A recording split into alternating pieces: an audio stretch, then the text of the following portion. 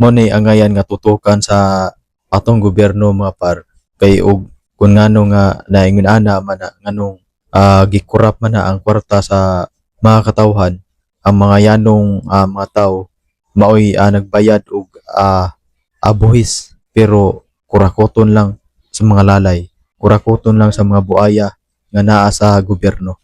So mayong adlaw kanatong tanan ug welcome back sa atong channel. Ug daghan kayong salamat nga par sa inyong pagsuporta ug sa ako ang mga viewers nga wala pa naka-subscribe. Palihog ko og subscribe nga par kay para ma-update mo sa atong mga i-upload nga mga video reaction.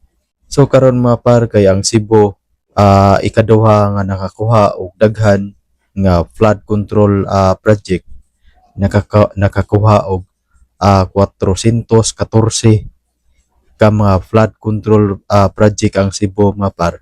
Ug unya si Alan Grante ang tag-iya sa QM Builders nga gipatawag nga to sa Senado. Ug matud ni Alan Grante nga sa 414 ka flood control project nga naa dinhi sa Cebu, 86 ra ka mga project ang nakuha ni Alan Grante. So ang pangutana ani mga par, kung asa ang sobra sa 414 ka mga flood control project nga 86 raman ka project ang nakuha ni Alan Grante.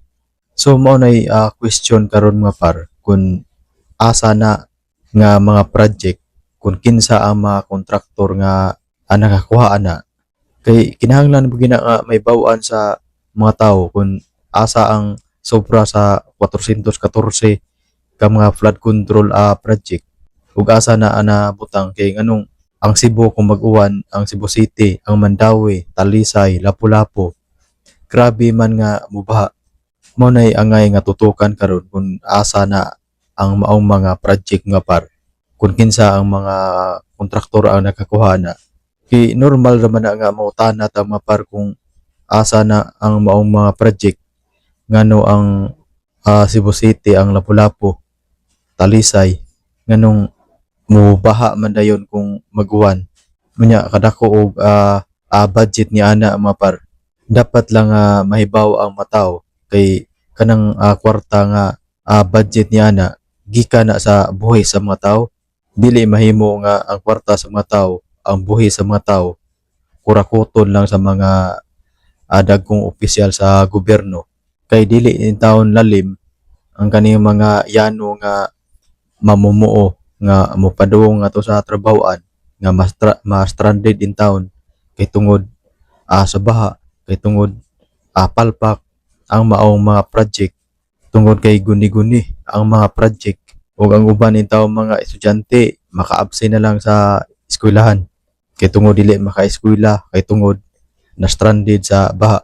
Unya kadako og budget.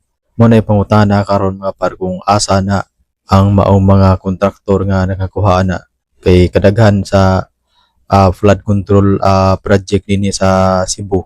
Unya ra ba og mag-uwan-uwan, dili gid malikayan nato mga par nga mahuna-hunaan gyud nato og balik ang flood control project bisan nga makalimot unta ta, pero mahuna-hunaan nato balik kay tungod muuwan man. Nya ug muuwan ra ba, mubaha ra ba gyud ayon. Mo ni angayan nga tutukan sa atong gobyerno mga par, kay og kung ngano nga naingon ana man na nganong gikurap man na ang kwarta sa mga katawhan, ang mga yanong mga tawo maoy nagbayad og buhis pero kurakoton lang sa mga lalay, kurakoton lang sa mga buaya nga naa sa gobyerno.